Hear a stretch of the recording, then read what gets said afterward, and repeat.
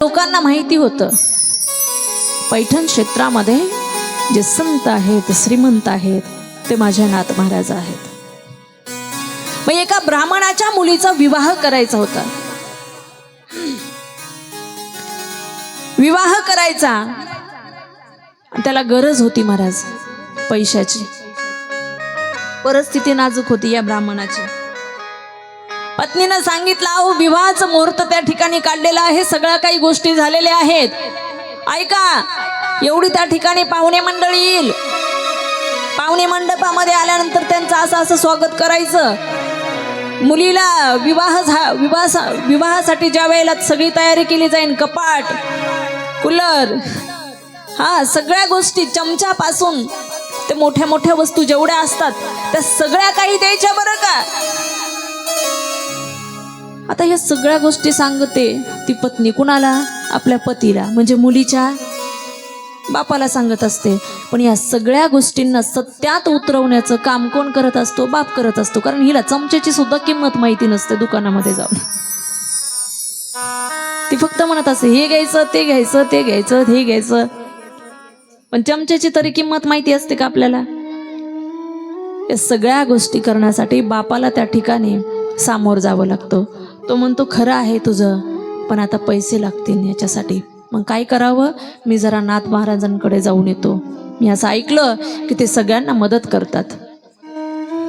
ही ब्राह्मण महाराज निघाले त्या ठिकाणी दरकोश दर मुक्काम करत करत। त्या वेळेला या ब्राह्मणाला गरज होती 200 रुपयाची। किती? 200 रुपये लागत होते याला फक्त। हे पैठणमध्ये आलं आणि पैठणमध्ये आल्यानंतर पत्ता विचारत होतं नाथ महाराजांच्या घराचा। का हो, नाथ बाबा कुठे राहतात? आता गावामध्ये आल्याबरोबर पूर्वी बघा वडाचं झाड असायचं, तिथे एक वट्टा असायचा, ज्याला कुचरवट्टा पण म्हणतात। कुचरवट्टा कशाला म्हणतात माहितीये? ज्या ओठ्यावरती बसलं का तिथं बसल्यानंतर लोकांना फक्त कुटायचं काम। खलबत्ता असं गळ्यामध्ये बांधला असतो, याचं कूट, त्याचं कूट, त्याचं कूट, कळतंय ना तुम्हाला? त्याला कुचरवटा म्हणतात। याचं त्याचं कुटत बसायचं, याने काय केलं, शामरावने काय केलं, याचं काय झालं, त्याचं काय झालं, असं त्या ठिकाणी बोलतात, त्याला कुचरवटा म्हणतात। या गावात आल्याबरोबर याला तो वट्टा लागला। आता तिथं काही खोडकर ब्राह्मण मंडळी राहिली होते, टोळकस त्यांचं त्या ठिकाणी बसलेलं होतं। आणि ह्याने तिथं आल्याबरोबर गावात प्रवेश केल्याबरोबर विचारलं, का हो, नाथ महाराज कुठे राहतात? त्याच्यातल्या एका ब्राह्मणाला रागच आला, म्हणे कशाला, काय काम आहे? त्याने सांगितलं, अहो माझ्या मुलीचा विवाह आहे आणि मला 200 रुपयाची गरज आहे, म्हणून मला त्यांच्याकडे जायचं। 200 रुपये पाहिजे का? हा, 500 रुपये देतो तुला। हा, पण एक काम करायला लागेल। काय? नाथ महाराजांना राग आणावा लागेल। 500 रुपये देतो, 5 जण आहोत आम्ही, प्रत्येकाच्या खिशातून 100 रुपये केले तर 500 रुपये इथेच जमा होतात। पण त्याच्यासाठी एकच काम कर, नाथ महाराजांना राग आण। परत द्यायची बोली सुद्धा नाही, तुलाच राहू दे, फक्त राग आणायचा। त्याने थोडासा विचार केला, आता आणला हरी, आणि काय अशीच परिस्थिती झाली होती या ब्राह्मणाची। काय करावं? यानं डोक्यामध्ये विचार केला, नाथ महाराजांकडे गेलो आणि त्यांनी जर यदा कदाचित काही अडचणीमुळे, काही कारणास्तव जर नाही बोलले तर मुलीचं तर लग्न करायचं। आता हा ब्राह्मण तसा नाही, पण परिस्थिती याच्यावरती तशी आली। आता काय करावं विचार करत होता। पैसे तर आपल्याला पाहिजेत, मी मागतोय 200, हे देतात बरं, परत द्यायची सुद्धा बोली नाही, गरज तर आपल्याला आहे, मुलीचं लग्न जवळ आलेलं आहे, काय करावं? जाऊ द्या म्हणे, आहेत संत, पण तरी सुद्धा मला पैशाची गरज आहे, काम केलंच पाहिजे। नाविलाजास्तव त्यांनी त्या ठिकाणी होकार दिला। ठीक आहे म्हणे, आणतो मी राग, पण द्या बरं मला 500 रुपये, माझ्या मुलीच्या लग्नासाठी गरज आहे हो मला 500 रुपयाची। हा म्हणे, नक्की देणार, पण त्याच्यासाठी राग आणायचा। तुम्हाला सांगू, अरे हीच तर खरी परीक्षेची वेळ असते आपल्या. मनात नसून सुद्धा एखादी गोष्ट आपल्या स्वार्थासाठी जर आपण करत असू, अरे संतांचा छळ करणं बरं नाही तर त्याच्या इतकं पापच दुसरं काही नाही. सोपी गोष्ट नाही संतांचा छळ करणं. अपेक्षा 200 रुपयाची आणि संतांचा छळ करण्यासाठी निघाला महाराज. किती बी वाईट प्रसंग येऊ द्या महाराज, असा विचार मनामध्ये कधी आणायचा नाही. देवा आहे मला अडचण, पण ही अडचण दूर करण्याचं काम तू कर. असं काही वाईट कार्य मी करणार नाही जेणेकरून लोकाला त्रास होईल माझ्यापासून, असं कधी मी वागणार नाही. हा विचार, अरे संतांच्या चरित्रातून हे तर आम्हाला शिकायचं. 200 रुपयाची अपेक्षा, पण आता संतांचा छळ करण्यासाठी निघाला महाराज. संतांचा छळ करण्यासाठी प्रवृत्त झाला, पैशासाठी. आणि तुम्हाला सांगू, एखादं वाईट जर काम करायचं असेल ना महाराज, तर माणसं वाट दाखवायला खूप असतात. अरे जरी वाट दाखवून दिली, फासावरती तर एकट्यालाच जायचंय ना, मरावं तर एकट्यालाच लागणार आहे, पाप तर एकाच्याच अंगावरती त्या ठिकाणी पडणार आहे ना. विचार केला पाहिजे माणसाने, विचार केला पाहिजे. निघाला हा ग्रस्त, वाट दाखवून दिली, घरापर्यंत नवे नवे सोडलं महाराज. आता विचार करू लागला काय करावं, कशा प्रकारे त्या ठिकाणी राग आणावा. एवढा सुंदर वाडा होता महाराज नाथ महाराजांचा. जुन्यामध्ये त्या ठिकाणी जुना वाडा असणारा, बुलंद असा वाडा, अतिशय त्या ठिकाणी एखाद्या किल्ल्यासारखा दिसत होता. मोठे मोठे दरवाजे होते नाथ महाराजांच्या वाड्याला, अतिशय सुंदर त्या ठिकाणी दिसत होता. खूप मोठा असणारा वाडा नाथ महाराजांचा. हे गेलं आणि दारामध्ये जाऊन उभं राहिलं, पायामध्ये चप्पल तशीच. आता दारामध्ये गेल्याबरोबर यांनी पायातली चप्पल काढावी का नाही? हा, घरामध्ये प्रवेश करत असताना आपण पायातली चप्पल बाहेर काढतो की नाही? आणि तशीच पायात चप्पल घालून ताड ताड ताड आतमध्ये गेलं. आता विचार करत होतं नाथ महाराज कुठे असतील, तर तिथे आवाज येत होता महाराज, पूजेचा आवाज याच्या कानावरती पडत होता. उठा पांडुरंगा प्रभात समयो पातला, वैष्णवांचा मेळा गरुडा पायी दाटला. पूजा चालू होती, एवढी सुंदर पूजा त्या ठिकाणी चालू होती, एवढा गोड आवाज त्या ठिकाणी येत होता महाराज. नाथ महाराज देवाचं त्या ठिकाणी चिंतन करत होते, देवाला आळवण्याचं काम होतं. आवडे हे रूप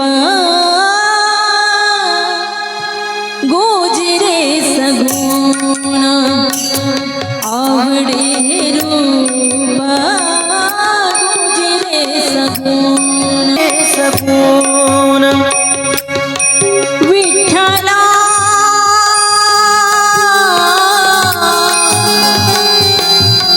मायबा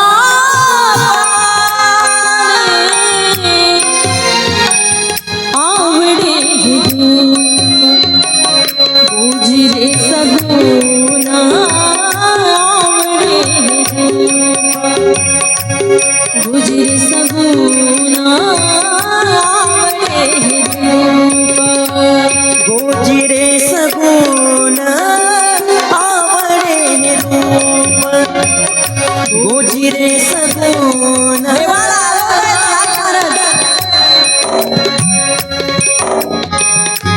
महाराजांच्या देवाऱ्यामध्ये मूर्ती मोठ्या मोठ्या होत्या महाराज.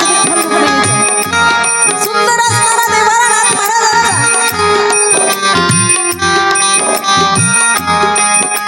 चंदन उजळलेलं आहे, देवाला तिलक करतायत नाथ महाराज. फुलांच्या माळा देवाच्या गळ्यात घालतायत. आता दृष्टी पुढे ऐसा चेतुरा जो मी तुझ पाहे पांडुरंगा. आता दृष्टी पुढे ऐसा चेतुर आहे जो मी तुझ पाहे पांडुरंगा. देवा लाचावले मन लागलीसे गोडी, ते जीवेन सोडी ऐसे झाले जणी दृष्टी लागो तुझ्या सगुणपणा, जणी दृष्टी लागो तुझ्या सगुणपणा, जणी दृष्टी लागो तुझ्या सगुणपणा, जणी दृष्टी लागो तुझ्या सगुणपणा, तिने माझ्या मना बोध केला, जणी दृष्टी लागो तुझ्या सगुणपणा. हे सावली श्री विठ्ठल मोहन दिल दिवाना. कारण या मुलांना वाटत होतं आम्हाला का उठायला लावत नाही ताई, कारण हीच तर खऱ्या अर्थाने शोभा आहे. करतात जरा चू चू चू चू त्या ठिकाणी, पण आवड आहे हेही महत्वाचं आहे. पूजा चालू होती नाथ महाराजांची, देवाला आळवणं चालू होतं. जणी दृष्टी लागो तुझ्या सगुणपणा, तेने माझ्या मना बोध केला. असं त्या ठिकाणी महाराज पूजा झाली आणि नाथ महाराजांनी साष्टांग दंडवत त्या ठिकाणी घातला. दंडवत घातला आणि डोळे उघडून देवाकडे पाहत आहेत. पण ज्या विठ्ठल रुक्मिणींना चंदन लावलं होतं, गळ्यामध्ये हार त्या ठिकाणी घातला होता, ज्यांच्या चरणावरती दंडवत केला होता, तिथं ते माणूस उभं होतं. कोणता? ते ब्राह्मण असणारा. पण असाच नव्हता, जोड्या सहित येऊन त्या ठिकाणी बसला होता. डोळे उघडले आणि पाहिलं, अरे हे काय? पण मग लक्षात आलं नाथ महाराजांच्या, आपला परीक्षेचा पेपर चालू आहे, नापास नाही व्हायचं, आपल्याला पास व्हायचंय. आणि अरे अरे अरे आपण कोण आहात आपण? म्हणजे मी ब्राह्मण आहे. बरं झालं, दररोज त्या ठिकाणी सगळी मंडळी सांगून येतात, लांबून आवाज देऊन येतात, पण आज न सांगता अचानक, आणि ते पण देवाच्या स्थानावरती तुम्ही आलात. अहो भाग्य माझं. अरे काय हृदय असेल माझ्या नाथ महाराजांचं. आपण पूजा करत असलो, जर त्या ठिकाणी कोणीतरी बोलत असलं तर आपल्याला एवढा राग येतो, असं वाटतं दगड घेऊन मारावं की काय त्याला. नाथ महाराज त्याच्या पाया पडतायत, चपला सहित जोड्या सहित तो तिथं बसलेला आहे देवाऱ्यामध्ये. दुसरीकडे नाही, नुसतं घरात आला तर आपल्याला जमत नाही कुणी चपला सहित. आणि प्रथा आहे महाराज, कुणाच्या घरामध्ये त्या ठिकाणी डोकवायचं असेल, कुणाला आवाज द्यायचा असेल, आतमध्ये गेल्यानंतर बोलायचं नाही, बाहेरूनच आवाज द्यायचा. आहे का कोणी आतमध्ये? येऊ का आतमध्ये? का न बोलताच जायचं असतं का? हे न बोलता गेलं, ते पण देवाऱ्यापर्यंत. बूट त्या ठिकाणी याचे जोडे असणारे महाराज त्या ठिकाणी भरलेले आहेत चिखलाने. अशा अवस्थेमध्ये बसलं तरी नाथ महाराज म्हणतायत, अहो भाग्य माझं, न सांगता अगदी तुम्ही आलात, बरं वाटलं मला. पाठावरती बसवलं महाराज. देव सारावे परते आणि संत पूजावे आरते. देवाची जरी पूजा करत असेल आपण, आणि दारात जर संत आले, ते देव बाजूला ठेवायचे आणि अगोदर संतांची पूजा करायची. हे प्रमाण सांगते, राधिकाताई नाही सांगत. असं नाथ महाराजांनी माझ्या केलं. महाराज ते देव एका क्षणात बाजूला केले.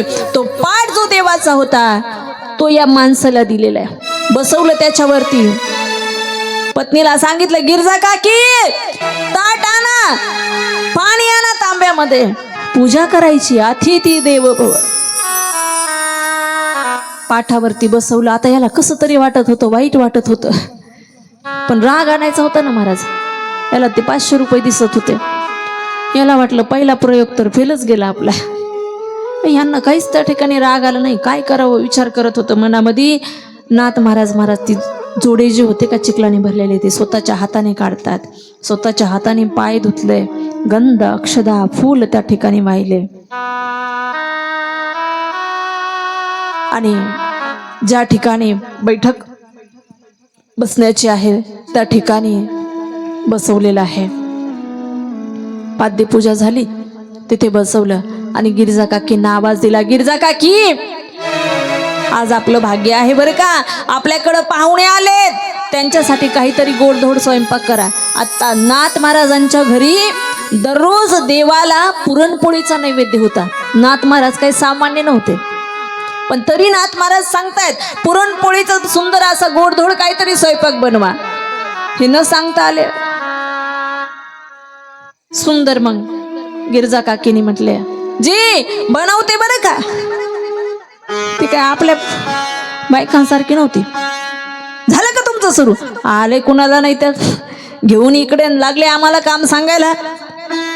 तिकडेच काहीतरी खाऊ घालून पाठवून द्यायचं ना. कशाला आले घरी घेऊन? तुम्हाला काम नाही मग आम्हालाही काम नाही का?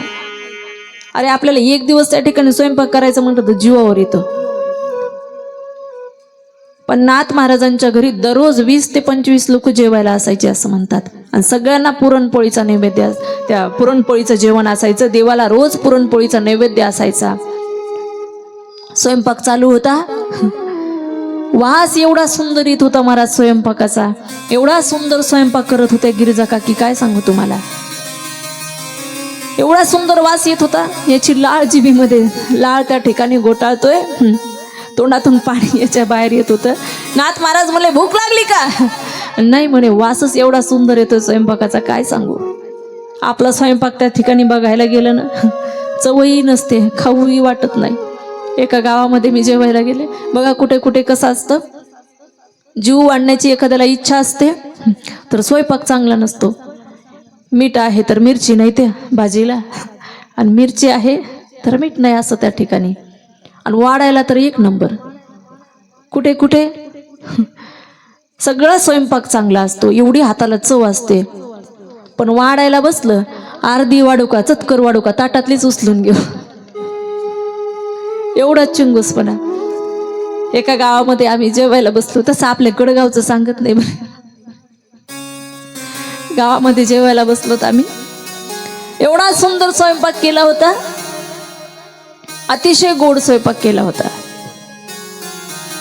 सगळा स्वयंपाक वाढला ताटामध्ये. सगळं भोजन, कुरवडी, पापडी, लाडू, गुलाबजाम, बासुंदी जे काय आहे तेवढं सगळं ताटात वाढलं. पण नेमकं ते भजेच वाढायचं विसरली आजी. आता भजे तर महाराज लोकांना खूप आवडतात. महाराज भजे कोणाला आवडत नाही का? तुम्हाला नाही आवडत ना? हे म्हणतील हा खरं आहे तुमचंच, पण तुम्हाला पण आवडतात ना भजे, काय कोणाला आवडत नाही का? ते भजेच वाढायचं विसरली आजी. म्हटलं काय करावं आजी, काय भजे वाढतच नाही. जेवण अर्ध संपत आलं पण भज्याचं टोपलं काही माझ्याकडे येतच नव्हतं. म्हटलं काहीतरी युक्ती केली पाहिजे, कारण आम्ही महाराज लोक पण जितके फिरलेले आहोत ना महाराज, अनुभव आहे, दिसतं तसं. म्हटलं भजे तर खायचे पण करावं काय. म्हटलं आजी काय सांगू, आम्ही आता येत होतो ना, एवढा मोठा साप आम्हाला दिसला, एवढा मोठा साप होता. आजी म्हणे हा का ताई, केवढा होता? म्हटलं ताई आजी एवढा मोठा साप होता, त्याचं तोंड माझ्या ताटापाशी आणि सेपूट डायरेक्ट त्या भज्याच्या टोपल्यापाशी. हा ताई भजी वाढायचे विसरले ना म्हणे. म्हटलं मग आणा इकडे. असं त्या ठिकाणी, एका ठिकाणी एवढा स्वयंपाक केला. पालकाची भाजी, दोडक्याची भाजी, बटाट्याची भाजी, डाळ भात, सगळा स्वयंपाक एवढं ताटामध्ये वाढलं. आता सुरुवात कुठून करावं हेच मला कळेना. म्हटलं अगोदर पालकाची भाजी संपवून टाकू, कारण पालक काही आपल्याला आवडत नाही. पालकाची भाजी संपवू म्हटलं, नंतर दुसऱ्यांचा बेत पाहू. एक एक एक एक त्या ठिकाणी मी पटापटा पटापटा ती पालकाची भाजी होती ती सगळी संपवून टाकली, कारण अजिबात चव नव्हती त्या भाजीला. म्हटलं ज्याला चव नाही ते खाऊ अगोदर, आणि मग नंतर दुसरं. ती भाजी मी पटकन खाऊन टाकली. तिनं परत पातेलं घेऊन आली महाराज. तिला वाटलं भाजी जास्तच आवडली आहे, बत्कन ताटामध्ये. म्हटलं कशाला वाटतं? म्हणे खा ना, तुम्हाला आवडली. असं त्या ठिकाणी आपला स्वयंपाक असतो. पण गिरजा काकीनं केलेला स्वयंपाक एवढा गोड स्वयंपाक होता महाराज. नाथ महाराज म्हणले तुम्हाला भूक लागली वाटतं, चला आपण पंक्तीला बसून घेऊ, देवाला त्या ठिकाणी नैवेद्य नंतर दाखवू. असं करता करता बसली महाराज पंगत भोजनासाठी. वाढलं एवढा गोड स्वयंपाक. याने पोळी मोडायची तोंडात टाकायची की गट, पोळी मोडायची तोंडात टाकायची की गट. ज्याच्या तोंडातली 32 टायर आहे, हा एकही दात नाही ज्याच्या तोंडामध्ये, त्यानेही स्वयंपाक खावा महाराज, एवढा गोड स्वयंपाक होता. याला किती खावं काही कळना. हे खाण्याच्या नादात विसरून गेले मी राग आणण्यासाठी आलो होतो म्हणून, विसरूनच गेले, याच्या लक्षातच नाही. इथपर्यंत खाल्लं त्यानं घशापर्यंत. आणि मग आता याच्या लक्षात आलं, अरे आपण तर राग आणण्यासाठी आलो होतो, आपल्याला तर राग आणायचा होता, काय करावं. तेवढ्यात गिरजा काकी वाढण्यासाठी आल्या, खीर वाढण्यासाठी पुढे. आणि खीर वाढत होत्या, पण खूप सुंदर झाली खीर. गिरजा काकी खाली वाकल्या आणि खीर वाढतायत. एवढ्या या दुष्टाच्या मनामध्ये आलं की आता त्या ठिकाणी राग आणला पाहिजे, काय करावं. पटकन आहे त्या अवस्थेमध्ये आणि पाठीवरती उडी मारली महाराज. आता उडी मारल्याबरोबर नाथ महाराज म्हणतात, काकी सांभाळा हा. एखाद्या पतीला आवडेल का महाराज? अरे आपल्या पत्नीकडे कुणी तिरख्या नजरेनं पाहिलेलं सुद्धा पतीला आवडत नाही. पाठीवर बसणं तर खूप दूरची गोष्ट आहे, विचार करा थोडा.